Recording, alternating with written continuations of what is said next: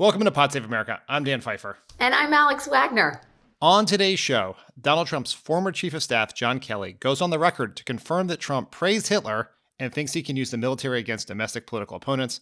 Kamala Harris sharpens her closing argument, and Barack Obama raps with Eminem. Then, Senator Sherrod Brown stops by to talk with John about pulling out an all-important win in Ohio. With me to discuss all of it is my friend Alex Wagner, host of Alex Wagner Tonight on MSNBC, and a fixture of their special election coverage. Alex, thanks for being here. It's a thrill and an honor, Dan. You were on the ground in Pennsylvania for a few days this week. Yeah. And you did a live show from there last night, right? How was it? I sure did. It was a lot. I was with Victor Martinez, who's the number one Latino radio host, Spanish language radio host, and based out of Allentown. I was at a barbershop in West Philadelphia. I was meeting with Trump supporting Republicans in East Philadelphia. I was with John Fetterman in red counties for Trump. It was fascinating. And I got to say, I got an earful. I got a lot of perspective. But if you ask me which way that state's going to go, I wouldn't be surprised if Harris won it, tidily, or Trump won it tidily, or it was neck and neck and we didn't get the vote count for 14 days after Election Day. It just feels incredibly unpredictable and very, I won't say volatile, but just unknowable in a way. That really feels like this election. Unknowable. Yeah. All right. Let's get into the news today. For as long as Donald Trump has been around the presidency, he's had staff who walk away and tell people how disturbed and scared they are about his stewardship of the country. The problem is they hardly ever go on the record with those charges. Less than 2 weeks before the election, however, Trump's longest-serving chief of staff, retired Marine General John Kelly, did an on-the-record recorded interview with New York Times reporter Mike Schmidt. Let's take a listen. What do you think? Do you think he's a fascist? Well, I'm looking at the definition of fascism. Those are the kind of things that he thinks would work better in terms of running America. The former president is in the far right area. He's certainly an authoritarian, admires people who are dictators. He has said that. So he certainly falls into the general definition of fascist. For sure. He commented more than once that, that Hitler did some good things too. And of course, if you know history, again, I think he's lacking in that. But if you know what Hitler was all about, it'd be pretty hard to make an argument that he did anything good. If you know what Hitler's all about, look, It's hard to be shocked by... Peel back the onion on Hitler. Peel back the onion. Right. A complex figure. It's hard to be shocked by new revelations about Trump these days, but I do think hearing the audio from one of his closest advisors saying that Trump praised Hitler is a fascist is shocking, or at least should be. What do you make of this report? Well, I think, first of all, when the conversation begins with, do you think he's a fascist? Let's just say, we are in a different space with this candidate. And the TLDR of that John Kelly answer is if it looks like a fascist and it walks like a fascist, it's a fascist. If you have a former general who is, by all accounts, not a hair on fire liberal, Nope. Someone who is as into the concept of law and order as anyone else, as any person could be, not as anyone else. And he's out there saying Trump's a fascist. Yeah, it should alarm everybody. I think the issue is there is, especially among Trump supporting, voters out there, a disbelief that he'd actually carry through on it. Sure, he likes dictators. Sure, he's, into light fascism or not light fascism, just full on fascism. But is that really going to come and affect my life if he's reelected? And that's the fundamental problem here. Having said that, I think there's every reason to focus on this. I think that it should alarm everybody. I don't think we should sane wash his comments. And it's obvious that Donald Trump isn't a student of history or a student, period. So when he says Hitler did some good things, that doesn't mean he's reading some deep cut history of, Hitler. It's just that he has there's a proclivity towards, Hitler-style fascism. And he can't really explain it away except to say that, in his mind, he believes that Hitler wasn't all that bad because in his mind, he agrees with Hitler. Yeah, it's not like Donald Trump is so deep into the history of World War II era Germany that he's familiar with, I don't know, the public works projects of Nazi Germany or something like that. Exactly. He knows only what the most basic thing to know about Hitler is, and it's he knows not Holocaust. Good. Right, he knows he Holocaust. Knows Holocaust. Right, he seems to not have a giant problem with that or not be disturbed by the idea of praising someone who did that. It is incredibly alarming. Well, it's revealing. I think it's revealing. I think these two things together are extraordinarily revealing. You know, he may be a wannabe fascist. He may ultimately be a failed fascist, but fascism is where he's at. Yeah. And I mean, you hit on what has been the challenge of this Trump will be a dictator on day one argument, which Democrats have been making since Biden was the candidate. And the fundamental challenge of that argument is that for all of the terrible things that Donald Trump did as president, most people do not believe he was a dictator. Now, what we're learning from some of the accounts of the presidency, the Trump presidency that came out afterwards, what we're learning from Kelly in these interviews, what we've learned like 14th hand double secret code from like Jim Mattis and Mark Milley, is that Trump tried to do these things and he was stopped or distracted or whatever else from a series of people. And what we also know is those people are no longer going to be around him, right? He had one lesson Trump has learned since 2020, and he's not someone who learns a lot of lessons, but is that he wants enablers around him. And so instead of the people with the big names and the stars in the medals and all of that, he wants someone who's going to do what he wants. And so there will not be, if John Kelly, as he talked about in this interview, did make it harder for Trump to use military force against American citizens, the next person will probably not do that. And that's very, very scary. Now, yeah. Right. We have John Kelly, a 4-star general, saying he's a fascist. We have Mark Milley telling Bob Woodward that Trump is a fascist. We have all these alarming accounts. We have a report in The Atlantic, which has people talking about Trump, most likely Kelly, talking about Trump wanting to use military force against domestic political enemies, the enemy within, the thing he is saying on the campaign trail all the time. And it's a huge deal. But doesn't it feel a little bit like we're sort of like people aren't alarmed enough that it happened? Kamala Harris gave the statement we'll talk about in a minute. It's getting some coverage, but just like we're kind of numb to it. Am I right? Do you getting that same impression? I think it's two things. One is there hasn't been enough championing of the stooges around, not championing, there hasn't been enough focus maybe on the stooges around Trump, in part because it's about the Trump show. But you remember Garbage Pail Kids, Dan? Are you old enough to remember? I do. It's like there should be, in the way that I think there's much broader understanding of Project 2025, it would have been / it would be great for Democrats to say, like, these are going to be these specific people are going to be the architects of a second Trump administration, instead of just like this policy paper, right? These are the real human beings who are going to let Trump unleashed do whatever he wants to do, right? I mean, maybe that would help in the context of showing that what came before is not what will be in a second term, right? You won't have those same sort of career professionals, people who care about the Constitution in the White House. You'll have this bunch of clowns. But the second piece of it, which I think speaks to the broader question of why this doesn't resonate more, you know, in a more, it doesn't pierce the veil, if you will, around Trumpism and Republicans drawn to Trump, is I think for as many reports as you have of, you know, Milley or Mattis or Kelly coming out and saying this guy's a fascist, you also have events like the one last week where Trump's standing on stage at a town hall and dancing to Ave Maria and Hallelujah for 45 minutes, right? You have him like slinging fries to a bunch of like vetted Trump supporters who have been cleared by Secret Service at a McDonald's.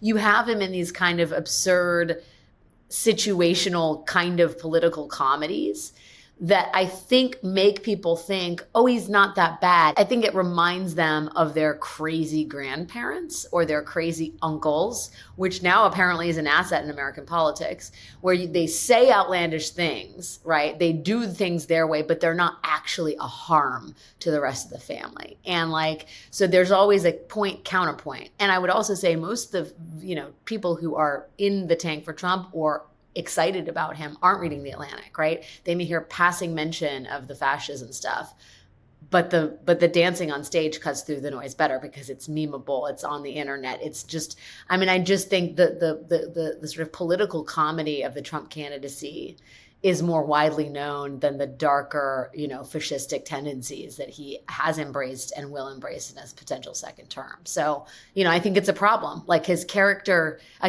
study of Trump is necessarily, I can't believe I'm saying this, kind of a complicated thing in that way. Yeah, I would say that's right. There's a lot of issues there.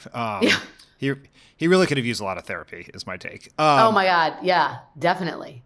Maybe some medication. It's all the above. A couple of points here. One, the inevitable this part of this discussion is anyone going to care is going to make a difference? And one of the challenges we have, which is why it's going to be incumbent upon Democrats and the Harris campaign to make people know about this over the next few weeks, is just the distribution pipes of media are broken. Most people are never going to see this, not just because in the Atlantic and the New York Times, but there are things were in the Atlantic and the New York Times for decades, and they would eventually reach people because it would be in their local paper, which they would see every morning when they went to check out the sports scores. It would be on their local news, which they would watch every night before dinner because they want to know what the weather was going to be the next day. It would show up in their Facebook feed because Mark Zuckerberg thought it was a great way to make money by distributing news for free to the public. None of those things happen anymore. So it's just so much of the conversation only happens among political junkies who opt into political media. So it's not going to osmotically get to voters. The second thing here is, and you hit on it really right, is that what people usually see about Trump is him talking about Arnold Palmer's manhood or serving fries or the dancing. That's a generous term for it. Anyway, sorry. It's manhood. We know specifically what you're talking about. I'm just trying to keep this show. I know a lot of our listeners. I don't do a great job of this. I use the F word a lot, but there are a lot of people. But you who won't listen say to the word show in front of their penis. kids. Definitely don't say that. I mean, I don't know if you listened to the last episode, but whatever our yearly allotment of dick jokes is, Jon and Tommy way surpassed it. So you're reeling it back in.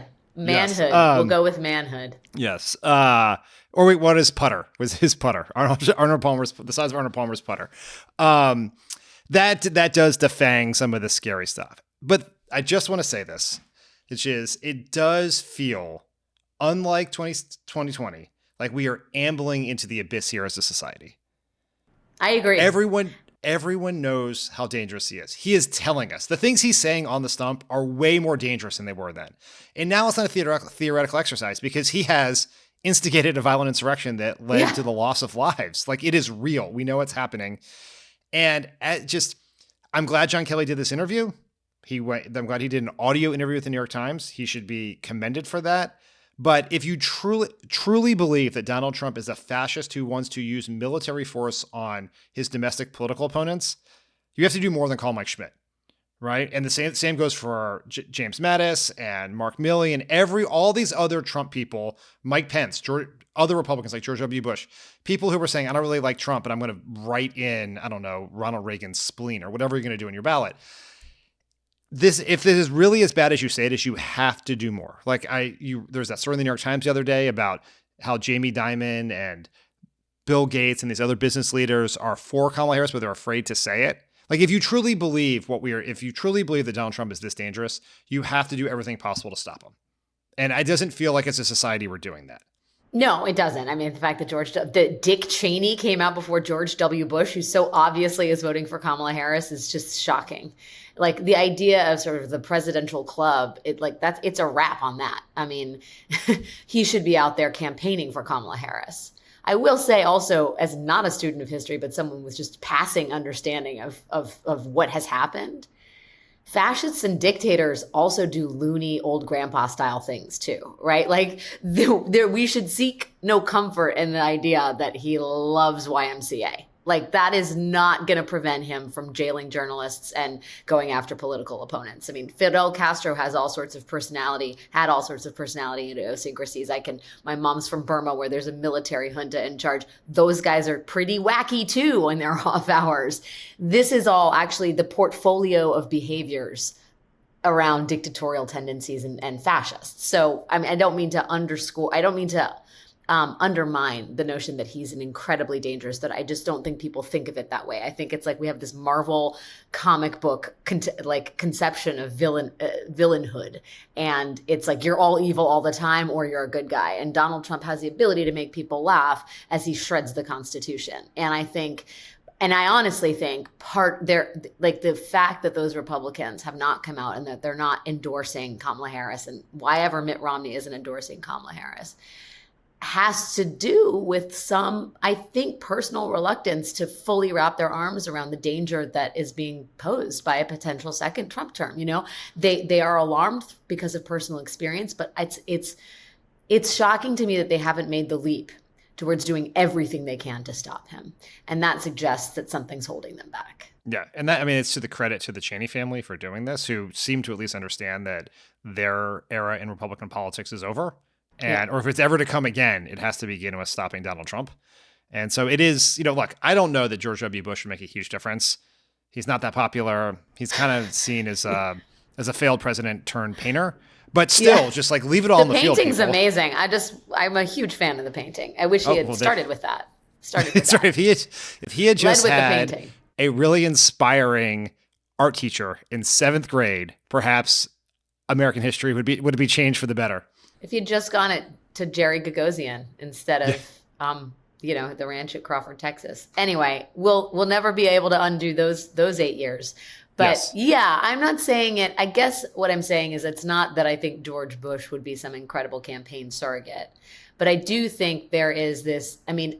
This moment is about a sort of cultural norms and people feeling like they are inside or outside of the America that wants to preserve democracy. And really, it's you want everybody who's a fan of democracy, you want a groundswell of that sort of support to be obvious to anyone that is voting in this next election. And the more people you have inside the tent of the pro-democracy tent, I think the better that is in convincing anybody who's still on the fence or sitting on their couch and unsure of whether they actually want to vote. And this is not a crazy argument. Actually, the folks at Blueprint poll tested closing arguments, and the best testing closing argument, especially with independents, is the idea that most of Trump's cabinet and senior staff are not supporting him. So you can only imagine that his former chief of staff, who also happens to be a 4-star general, being on the record saying these things would help with that. So more people doing that is good. Okay. The vice president this morning went out and gave a brief statement to the press reacting to the Kelly interview. Let's take a listen. It is deeply troubling and incredibly dangerous that Donald Trump would invoke Adolf Hitler, the man who is responsible for the deaths of 6 million Jews and hundreds of thousands of Americans. All of this is further evidence for the American people of who Donald Trump really is. This is a window into who Donald Trump really is, from the people who know him best, from the people who worked with him side by side in the Oval Office and in the Situation Room. And in a second term, people like John Kelly would not be there to be the guardrails against his propensities and his actions. Those who once tried to stop him from pursuing his worst impulses would no longer be there, and no longer be there to rein him in. So the bottom line is this. We know what Donald Trump wants. He wants unchecked power. The question in 13 days will be, what do the American people want? Thank you. What did you think of her message? Right on, right? I'm interested to know how this happened. Dan, I'm not an expert on the Hatch Act, but she made those remarks in front of her official vice presidential residence, the Naval Observatory. Do you guys know that? Do you know the answer to that, Stan? I do. I do know the answer. Yeah. What is the answer? Well, one, the legal interpretation will allow her to do this, as I understand it, is the same one that allowed President Biden to talk about Trump in his State of the Union, which I know seems like 100 years ago, but was really 9 months ago. And that is that because Trump is the former president, you can talk about him. He's a public figure. And what she can't do is raise money or say vote. Got it. I just think it adds another layer of gravity when you're talking about Trump and saying the words Hitler and fascist. And I thought it was really important. And look, I think there is a phenomenon here where, I talked about sane washing. Everybody's been talking about that. I know you guys have been talking about that. These comments, these audio tapes, these deserve a real platform. They deserve focus. They should drive the news. They aren't normal, despite the fact that they've been echoed, over the years. Like, we are reaching a crisis point, and I think it's right for her to highlight. I think it's right for her to highlight it. I think, her speaking in very serious terms about what has been unearthed by a phone call with Mike Schmidt and The Atlantic and Jeffrey Goldberg is absolutely right. I mean, as a matter of political strategy, I don't know what it does, but I mean, I don't know if this is the thing that moves people with 13 days left to go. Yeah, I don't know if it moves people either. I think doing the statement's the right thing because it kind of like the Atlantic story came out and it got a lot of online attention, right? I'm sure I wasn't able to watch TV, so I'm sure you guys talked about it on MSNBC last night. And then the Mike Schmidt interview happened a little later in the day, I guess, or at night. I couldn't really tell when that happened, but what she wants, and that is even more damning to Trump because now you have the audio, which matters a lot in this media environment because that audio can now travel the world on TikTok and Instagram and elsewhere in a way in which just the written words just can't, right? It's not the right medium for this media moment. But if you want something to be a story, you got to go make it a story. And one way you make it a story and you make it part of the conversation is to go talk about it. Give it more pictures, give it more audio for it to circulate to people. Because the only way the people who are going to sign this election are going to see it is they're not picking up the New York Times to see it. It is the New York Times runs it. Kamala Harris talks about it. A bunch of people then talk about it on social media and TikTok and whatever else, and then it randomly shows up in their feed because the algorithm chooses to show it to them. And so you got to just pour gasoline on the fire. So I think that's the right thing to do. From a message perspective, what I really like about this is she tries to go right at the concern you raised at the top of this pod, which is if he wasn't a dictator before, why would this time be different? If he didn't shoot people last time, why would he shoot people this time? And she makes the point that John Kelly and people like John Kelly will not be around him next time. And so that has changed. The context from which Trump is operating is changed. He's now surrounded by people who will let him do these things. And so just because it didn't happen before doesn't mean it'll happen now. Now there's a lot more work to do to make people to hammer that message home in a very little amount of time. But I thought the way she did it there was right. She needs to have like a picture or a fat head of Roger Stone and Stephen Miller on either side. Like, these are the guardians. This is what we're looking at, America. Just saying. Do you think putting up large pictures of Stephen Miller is a good way to win an election or a bad way to win an election? No, I mean, listen, that's who is going to be his minder. Yes. That guy and the other guy who wears a bowler hat for fun. I mean, these people can't be trusted. We don't want to get into what Roger Stone does for fun. Fair point. Fair point. It's a family show. Show. Okay. With less than 2 weeks to go, Kamala Harris is getting in front of every voter possible. She's doing a CNN town hall in Pennsylvania tonight, then has a rally with Bruce Springsteen and Obama tomorrow in Atlanta, and a rally with Michelle Obama in Michigan on Saturday. In between all those things, she's going to Texas on Friday for a rally focusing on abortion rights, where she'll record an interview with Brene Brown's podcast. And yesterday, she sat down with Hallie Jackson of NBC News, your sister network, for an interview that aired on Nightly News last night. Let's take a listen. Last election, the former president came out on election night and declared victory before all the votes were counted. What is your plan if he does that again in 2 weeks? Well, let me say this. We've got 2 weeks to go.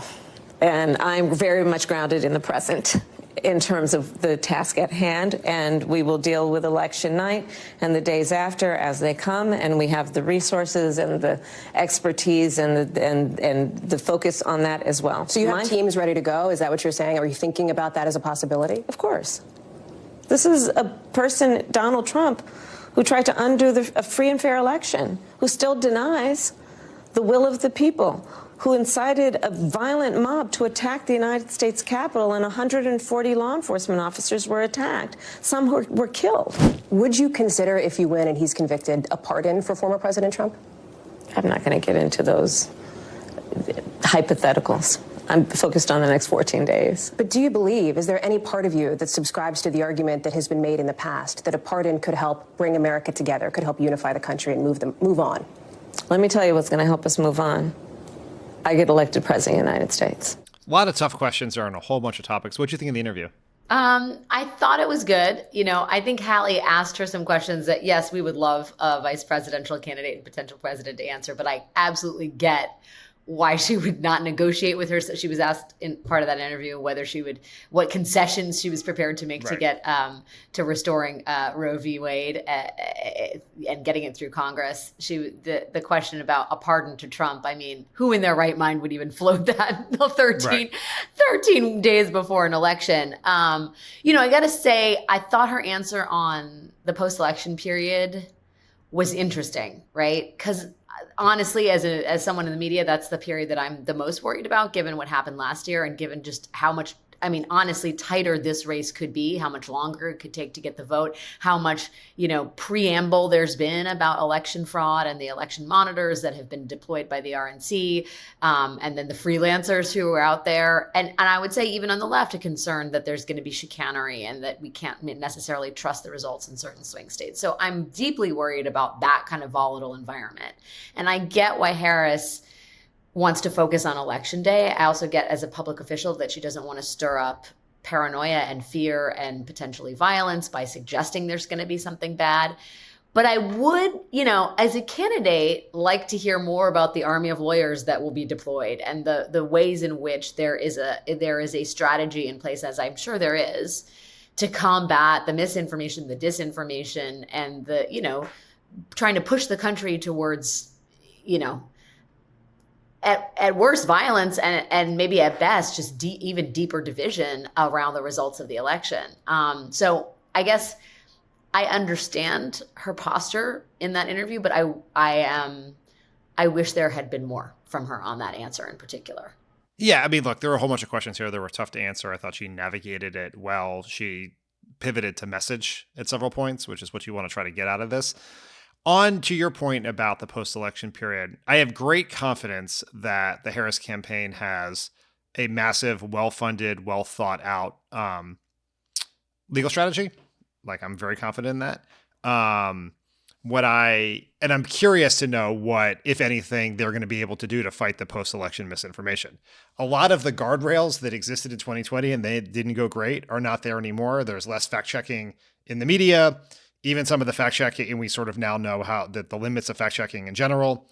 The social media platforms were spending a lot of time and energy to try to keep disinformation and misinformation from going viral on their platform. They're not doing that anymore to any extent at all. The owner of one of the larger social media platforms is the number one purveyor of some of the worst conspiracy theories out there. So that's going to be a real messy period. I'm sure that they have very, very smart people who I know have been thinking about it, but I am also, and I understand why they're not giving us the playbook in advance, but I am curious about what they will do with the limited tools available to them to push back on Big Lie 2.0. I think it's going to be incumbent on members of the media to do a lot of that work too, which is, we do a good job sometimes and we do a very bad job other times. So we got our work cut out for us. Yeah, I do think, I will say to the credit of the media, and that's not something I do a ton, a lot of lessons were learned after 2020 about, it took, especially after January 6th, about how to cover Trump when he's lying about the election. Some of those have been unlearned pretty dangerously since then, but I have faith that a better effort will be made from at least the best intentioned players in the space. So, which is definitely not me. I know that already. You were among the best intentioned in the space. Oh, I was specifically referring to you. Yeah. In addition to the interview with NBC, Harris also did an interview with Telemundo, but those were the only two events on her campaign schedule. Yesterday, she had no trips to the battleground state.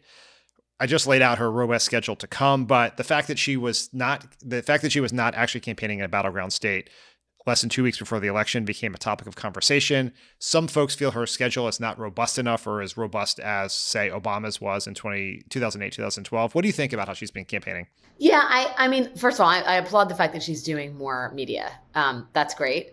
She had been basically locked in a cupboard for for the first 6 or 7 weeks of her campaign. And to some degree, I understand that. But at the same time, it's time and it's good. And I think she's been comporting herself really, really well. I am loath to suggest that Kamala Harris isn't working her ass off to win this election. I would like to believe there is a reason she is not in a battleground state and is instead doing interviews in Washington. The reality is the more the public sees of Kamala Harris, the more they like her. So they should be putting her out as often as possible.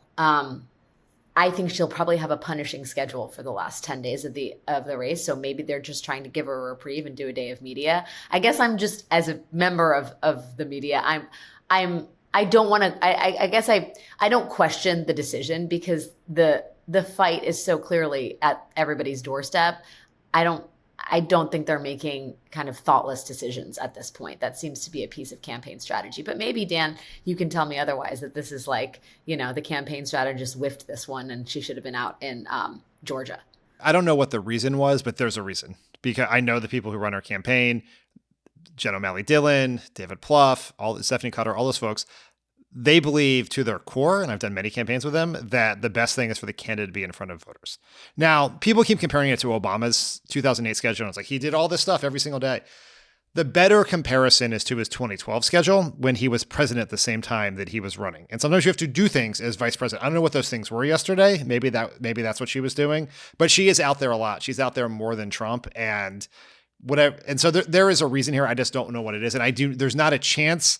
No, there's not a fiber in my body who believes that she was in Washington doing interviews, which is a way to communicate with voters, but that she was in Washington because the campaign thinks they have this in the bag or she's not working hard enough. That's just not the reason. There is a reason. They just haven't shared it with us, and maybe we'll find out before, but she was doing something, and certainly something that contributed to either her job as vice president, which is important, or to win the campaign in some other way, right? Maybe there's some other interviews we don't know about. Maybe it was taping ads. It could be absolutely anything.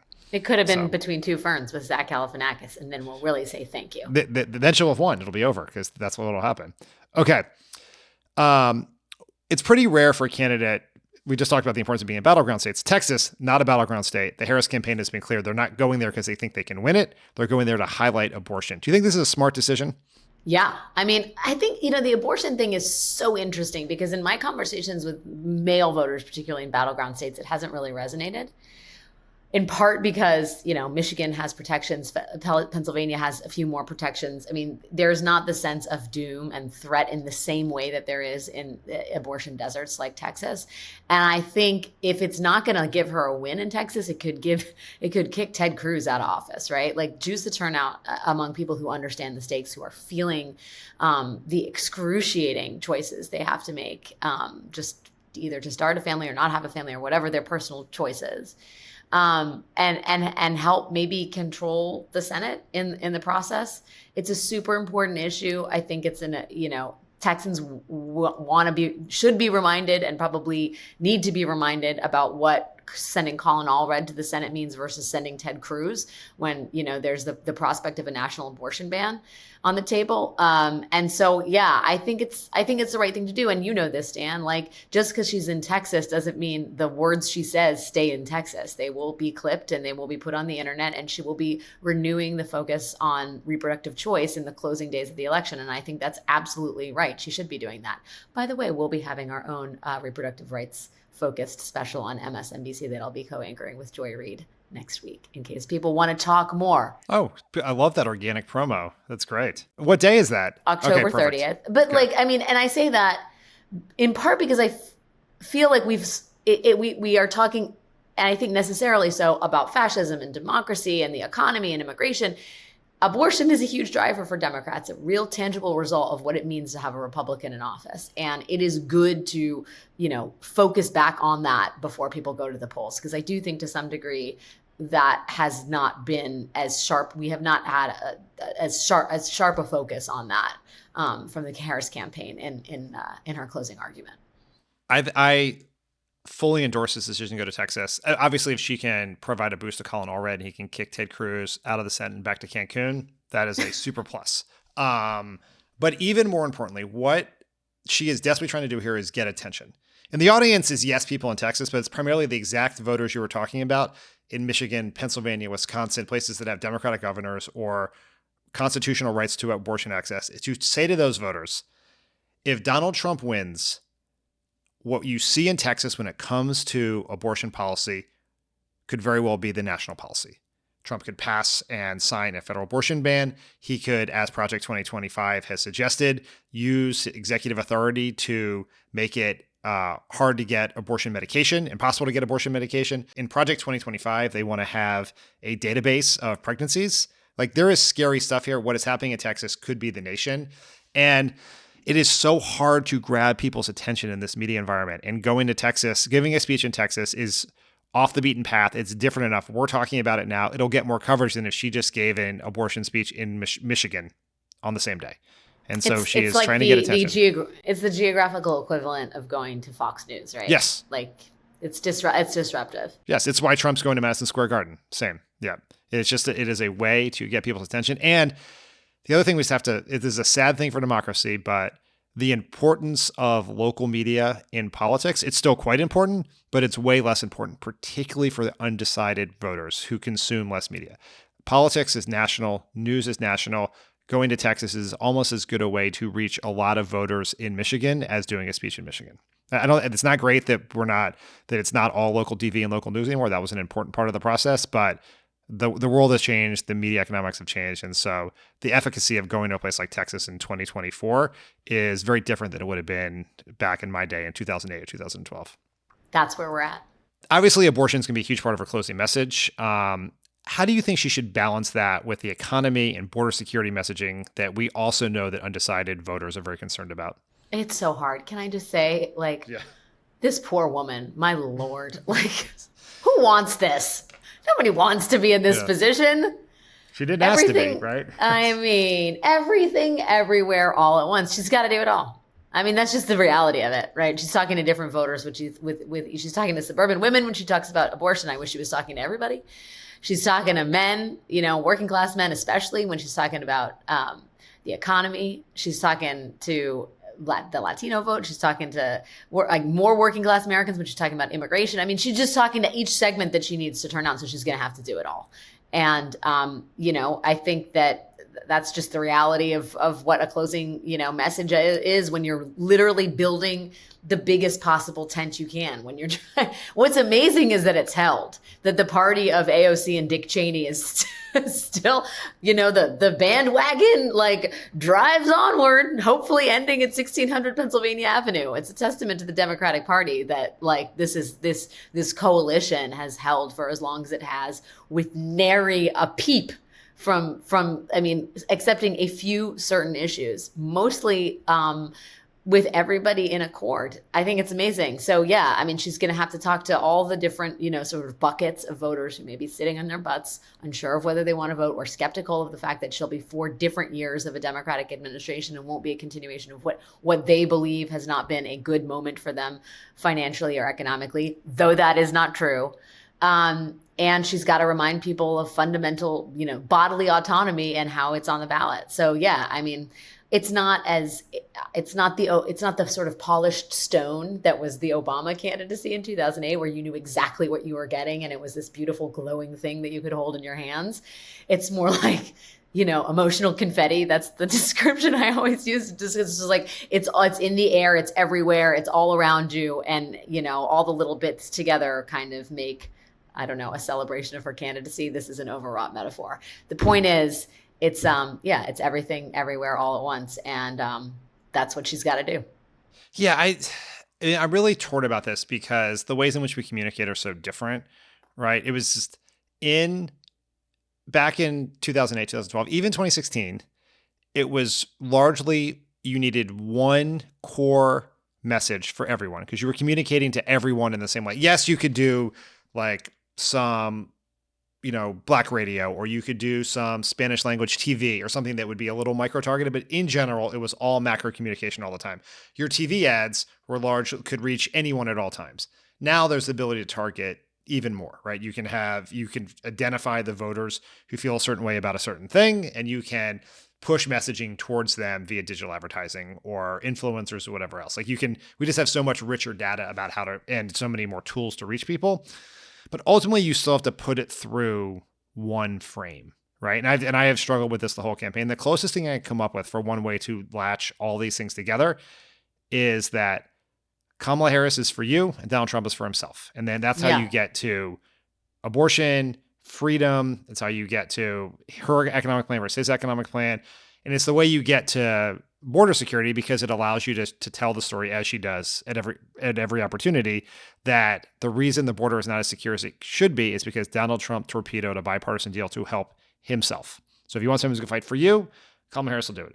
Because the one core essential truth about Donald Trump that even in their private moments, his supporters would admit is that he's a narcissist, that he cares about himself. I was at a barbershop in West Philadelphia on Monday, and one of the guys said, I've made more money with assholes than with nice people.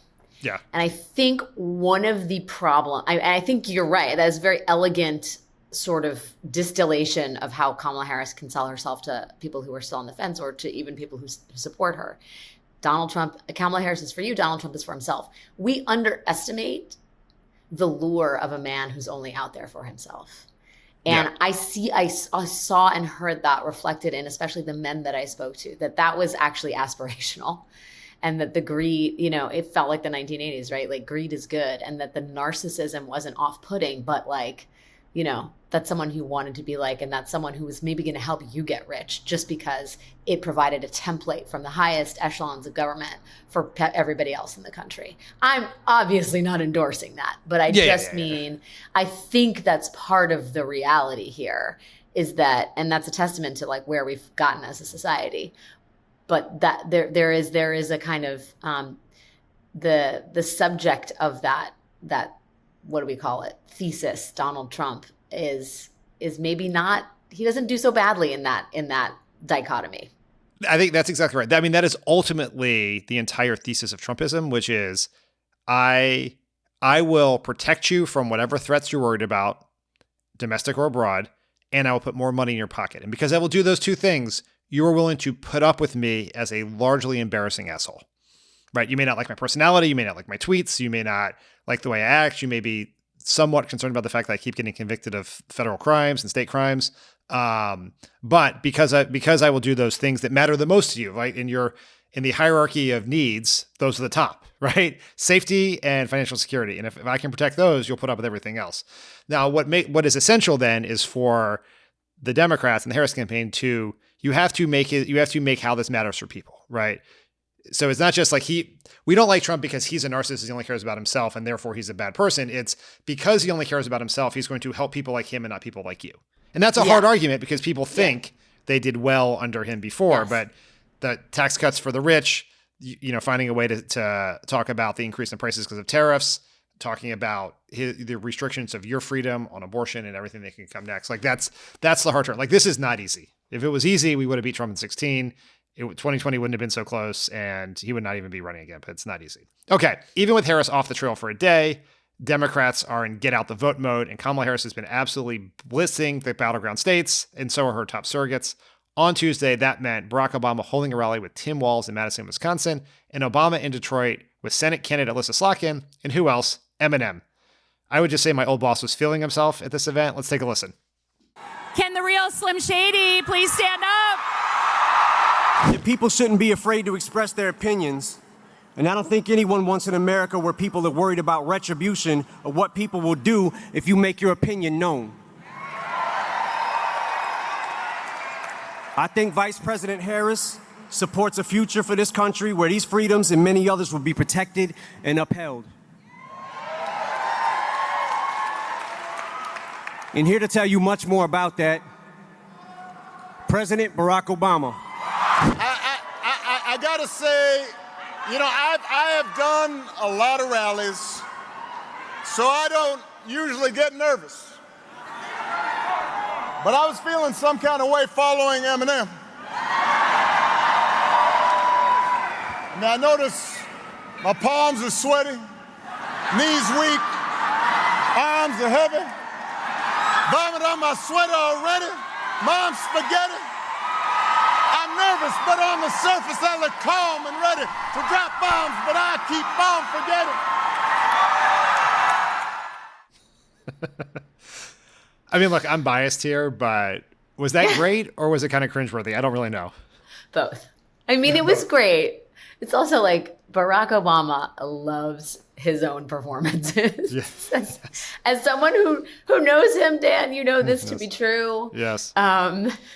Also, I mean, that song that he was dropping lines from is his like hype myself up song. Am I incorrect? It is, like yes, that it is that is an Obama like musical chestnut. So I'm sure it was awesome. And also I had missed the Slotkin Eminem tour when it rolled through New York, so I was glad to be able to catch a little bit of it in Michigan. It's great.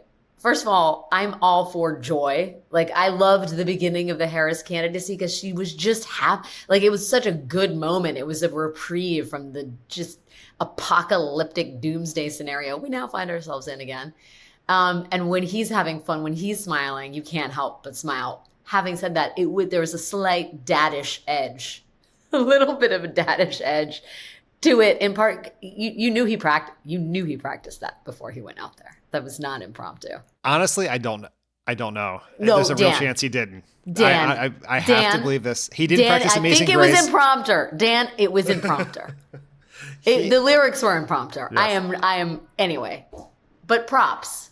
I can just say I know how. If I had been with him at the time, I can know how this would go. We'd be in the car driving there. He'd be like, you know what? He'd be like, Pfeiffer, you know what I think I'm going to do? And I'd be like, what, sir? He's like, I think I'll just do maybe the first verse or two of Lose Yourself. And I would be like, that's an idea. I hear you. I hear what you're thinking. I don't know. And he'd be like, I'm doing it. And then he would do it. And I would worry about it and he'd do it and it would go well. And so Can I just say, Dan, I felt this to my core. Contrast that with like the people who have to keep Trump in line. It's like, that is a privilege. I think I'm going to shoot protesters in Lafayette Square, sir. Yes. Versus like, I think I'm going to rap. Yeah. I just want to like tan suit, the worst thing he ever did, which was actually a great outfit. You were on the record as that. That is for sure. I loved that tan suit, and I told him I liked the tan suit to his face. He appreciated it. You know what? Because he walked around telling everyone how good he looked in that suit for, frankly, years afterwards. I think he did it just pretty recently. So you were preaching to the choir there. It's cool that he rapped. It's cool. It's great. Like, fine, good. Politics should be fun, right? You want a rally to be fun. You want your movement to feel like something you want to join. You want people to stop what they're doing to be involved. You want them to stop what they're doing and listen. And like that has always been Obama's great ability. In his own, Harris has done it herself incredibly well here. Tim Walz did it in a very funny way by calling Elon Musk a dipshit yesterday. In a weird, bizarro way, Trump does the same thing for his supporters. And it shouldn't be spinach. It should be fun. It should be entertaining. There should be risk involved, right? And so I think it is great he did it. It's obviously dominating social media. More people will see more of the rally because of it. Eminem's message is cool. Eminem speaks to a certain group of voters. And so all of it was great, in my opinion. Now, how his daughters felt, who knows? But we know how they felt, Dan. In general, what do you think of the role Obama's playing down the stretch here?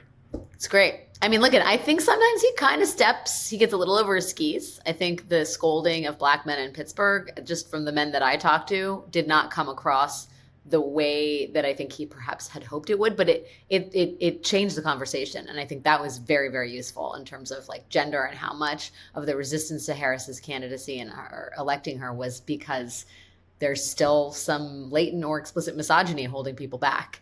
That I think is good, but he's magic. He's the most magical person in the Democratic Party and has an ability to crystallize the issues and the stakes and do it with passion and eloquence and joy and like bring in the fucking reinforcements, right? Like bring him in. And then the closer, Michelle Obama, is going to be hitting the trail too. Like, of course, this is what needs to happen. Yes, everybody come out of the woodwork. And he's, it's nice to be reminded of the once in a generation talent that he is and feel good about the fact that he was elected twice and that we were that country and maybe we can be a country that does that kind of thing once more. Obviously I think he's a huge net positive out there. He's a great communicator. He does a lot for like signaling to the entire party how to talk about things. And he did that in 2020 with Trump a lot. And then in 2022, he did a similar thing about how he's the best messenger in terms of distilling the argument and then delivering it in a very compelling way. I did have this like lingering fear that it's been a long time since he was president. It's been a long time since 2008. I see that in my own gray hairs and aging self. And one of the huge target audience here is younger men. And so it's like, does Obama really have a connection to them? But then the folks at Blueprint came out with this poll where they polled men. And so here's Obama's approval rating among men aged 18 to 29. He is a plus 38 net favorability. That's not nothing. That is, I mean, and he's by far exponentially more popular than any other political figure out there with this exact group of people that Kamala Harris absolutely needs to do better with if she's going to win this race. And so the fact that we have polling here which shows that Obama is the best messenger with them, and that's why he's doing so much. You know, he's doing these rallies, but he's also doing a ton of events or like interactions with TikTok influencers. He did a podcast today with where he was interviewed by Tyrese Halliburton of the Indiana Pacers. So he's doing a lot of stuff to reach that group. So that's very good to know that it has the impact. He still has that appeal with the young voters she needs, even all these years later. I think it's really important also for it to be a man alongside her doing this, not because she needs a man, but because the question of masculinity is there's so much tension around it. And Obama is so confident in his manhood and so clearly masculine. You know what I mean? Not that Tim Walz isn't, but he's such a known sort of male patriarchal figure in American life that I think is really important to have him out there talking, you know, vociferously at great volume about what an extraordinarily accomplished leader Kamala Harris will be.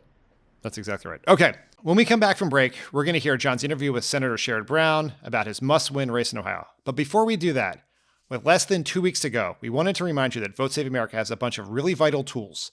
As soon as you're done listening to this, head to votesaveamerica.com/vote to do 3 things. First, use the Build Your Own Ballot tool to get up to speed about everything and everyone you'll be voting for in your state. Second, check the ways you can vote in your state. Make sure to vote early if you can. Voting early takes pressure off election workers and ensures faster results. And finally, use our last call tool to get a short and simple script that you can paste directly into text and DMs to get 3 people you know in the battleground states to vote. Head to votesaveamerica.com/vote now to get started. This message has been paid for by Vote Save America. This ad has not been authorized by any candidate or candidates committee. When we come back, Senator Sherrod Brown. Today's presenting sponsor is Simply Safe Home Security. With the election just 2 weeks out and tensions running high, ensure your home is secure with Simply Safe's Active Guard. This advanced system creates a true perimeter of security with live agents actively monitoring and responding to potential threats. Whether you're busy with election activities or following the results, Simply Safe provides the peace of mind you need, knowing your home is protected. Lovett put into Simply Safe all by himself. Installed it, no problem. So far, so good. Yeah, so far, so good. Her Pundit actually did most of the installation. Pundit did do most, yeah. Old school home security systems only take action once someone is already inside your home. Simply Safe Home Security is changing that with its new Active Guard outdoor protection. It's the only home security designed to prevent crimes before they happen.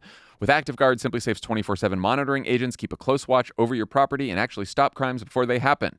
While other systems only react after a break-in, Simply Safe combines live monitoring and proactive protection both outside and inside your home. Protect your home with 50% off a new Simply Safe system, plus a free indoor security camera when you sign up for Fast Protect monitoring. Just visit simplysafe.com/crooked. That's simplysafe.com/crooked. There's no safe like Simply Safe. This show is sponsored by BetterHelp. Therapy is great. It is, John. It is helpful for learning positive coping skills and how to set boundaries. It empowers you to be the best version of yourself. And it isn't just for those who've experienced major trauma.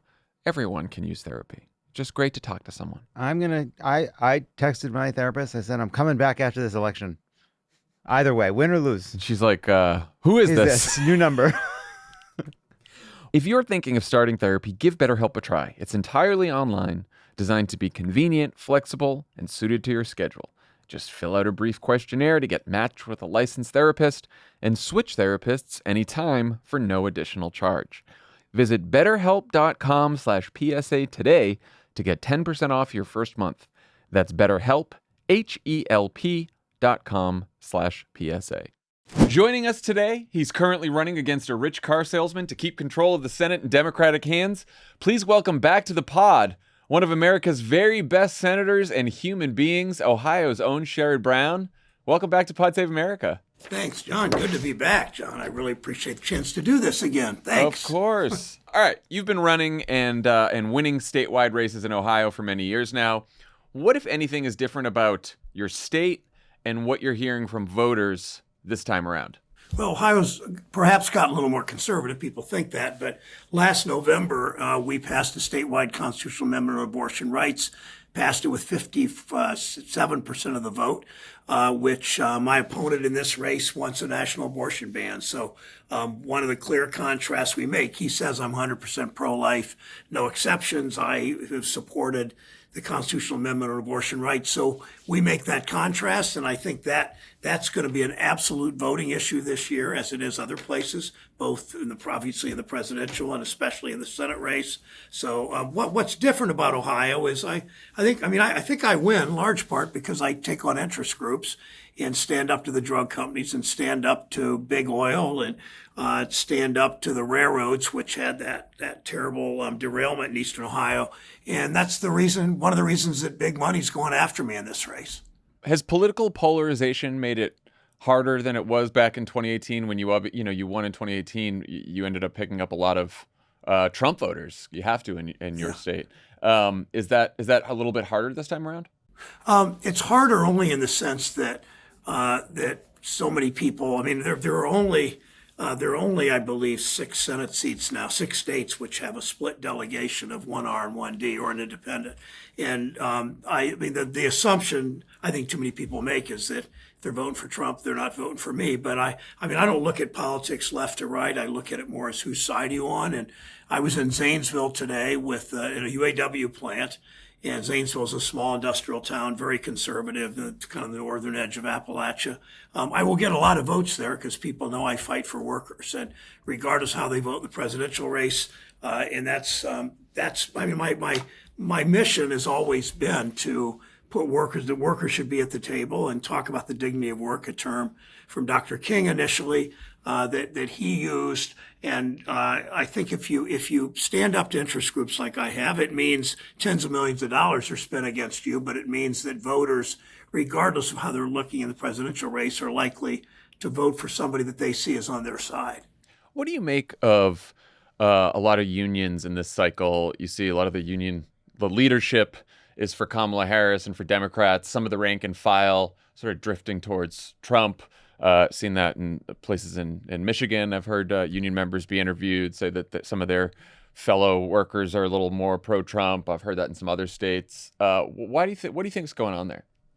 Yeah, when I have a suit on, I wear a pin. It's a canary in a bird cage. It's Cigna. You know the story, Jonathan. Mine workers used to take a canary down to the mines when they didn't have a union strong enough or a government that cared enough to help him. He was really on his own. And I wear that pin signifies to me that workers are the center of what we should fight for in government. I don't know that Democrats around the country have focused on that the way that we should. And in workers, that symbol also means to me that when we didn't 100 years ago, Wall Street didn't come to us and say, hey, I think we should start Social Security to take care of seniors. We fought for it. We demanded it. We got it. The polluters didn't come to us and say, it's time to clean up Lake Erie. I want to help. We had to force them, demand it, and make it happen. We didn't create Medicare because the health insurance interests wanted to help us. Civil rights didn't happen because a bunch of Southern segregationist senators had time to give them the vote. I mean, it really symbolizes. I think the Democrats need to fight more on these issues that matter to everyday people. And I don't know that national Democrats have figured that out well enough. And I can see in Ohio, it's why as a party we've slipped a little bit. Talk to me about Bernie Moreno.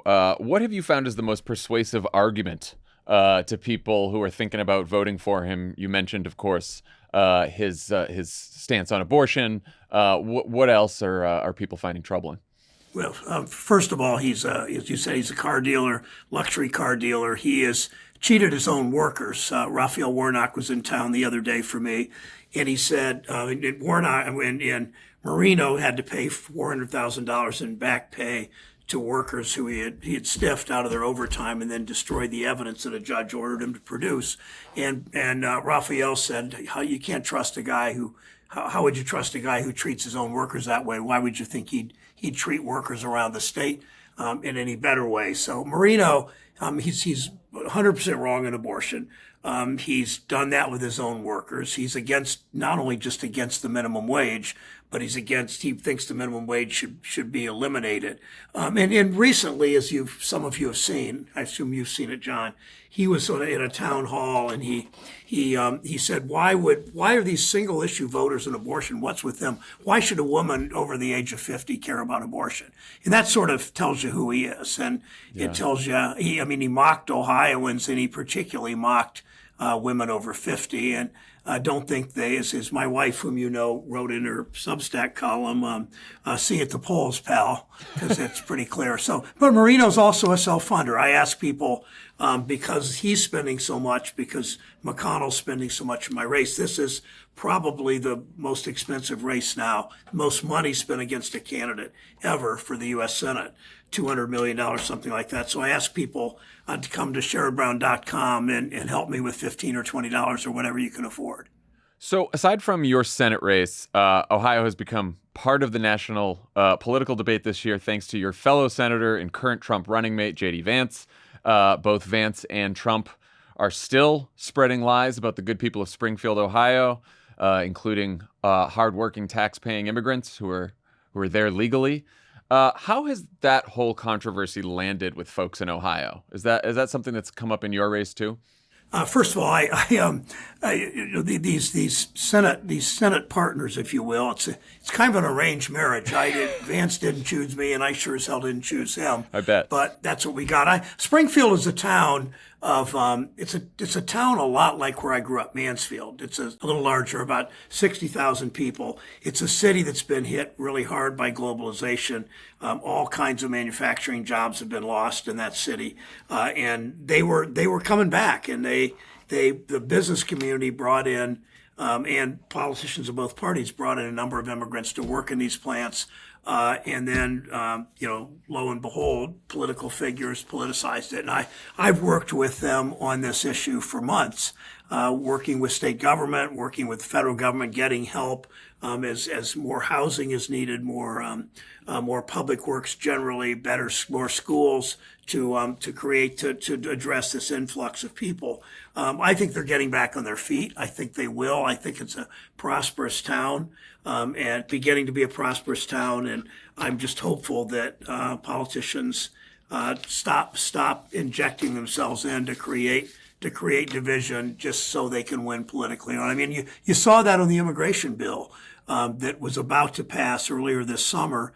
And it was agreed to. It was a pretty conservative bill. The border agents supported it, yet for political reasons it got blown up. And I'm hopeful after the election, after we have a pretty good year, we keep the Senate and the Kamala wins, we win the House.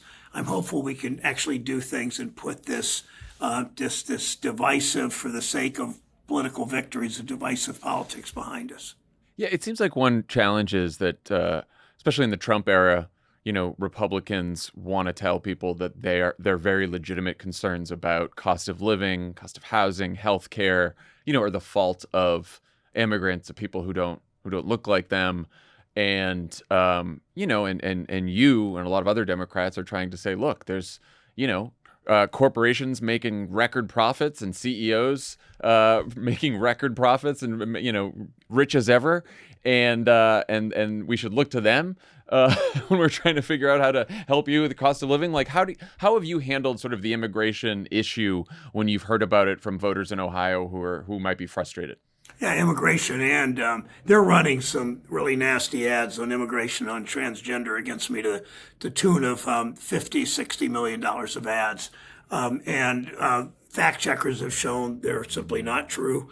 Independent fact checkers, not Democratic, Republican fact checkers, and they keep running the ads as you would expect them to, because they only win when they divide people. But I think when you talk about immigration and you talk about a couple of things, and you talk about inflation and relate them together, pull them together, I talk about going to the grocery store after church, my wife and I, and we see that, and we hear in the checkout counter, we hear at the meat counter, checkout lane in the meat counter, people are complaining about prices, but they also understand that it's corporate.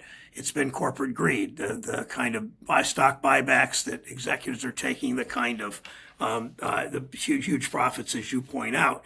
I also, though, think that when it comes to immigration, that I went to the border with a Republican sheriff who has since endorsed me, and he's a reasonable guy about these issues. And we, when one of the things that we've worked on, especially in Ohio, about 350 people a month die from fentanyl poisoning. I've been aggressively going after the cartels. I've written a bill that's now law, going after sanctioning the cartels, sanctioning the precursor chemicals and makers in China, and much of what we have to do in my state, especially about immigration, is dealing with the drug issue.